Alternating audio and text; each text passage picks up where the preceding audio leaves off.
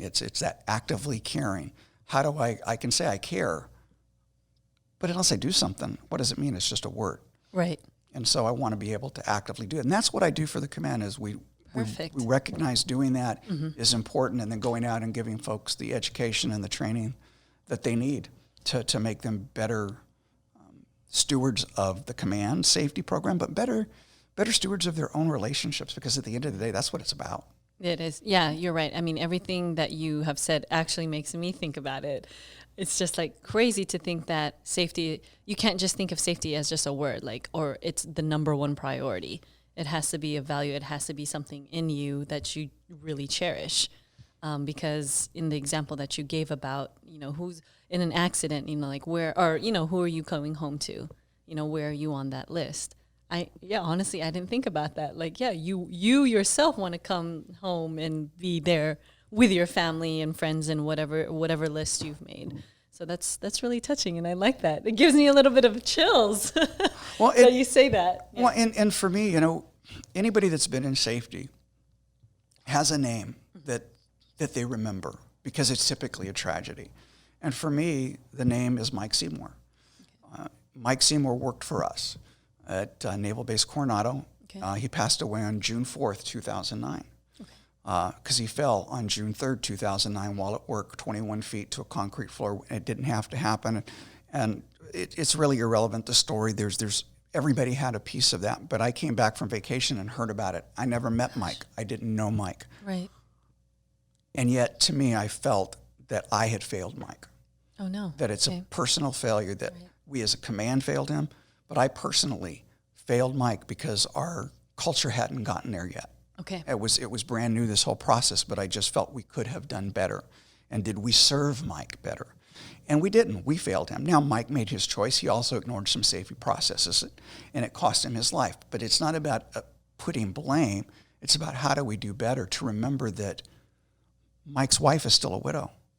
Mike's kids are still fatherless. Right. And we could have prevented that. And there's not a single day that has gone by since I found out about that, which I think was on June 6th or 7th. Okay. That I don't think about Mike once a day.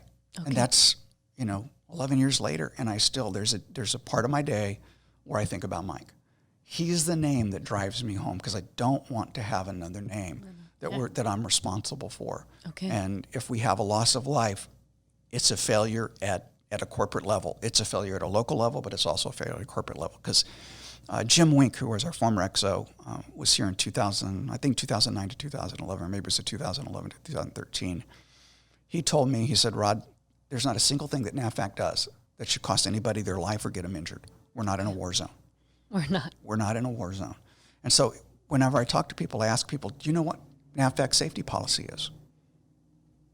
Most people give me a blank look. Well, no. Right. And then I said, well, tell me what you think it is. And they talk all around a whole bunch of stuff. And I said, and they'll use the thing, well, safety's number one. I said, that's not our policy. Mm-hmm. That's not a policy.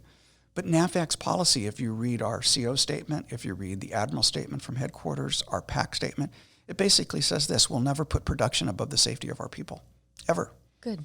Ever. That is our policy. We will protect our people rather than meet a schedule. Schedules will come and go, but people can't. And if we hurt our people, we can't meet schedules anyway.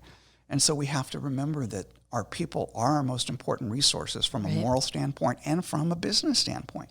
Protect your people take care of you. Right. And we can pass schedules, but we can never, ever make up if we lose a person.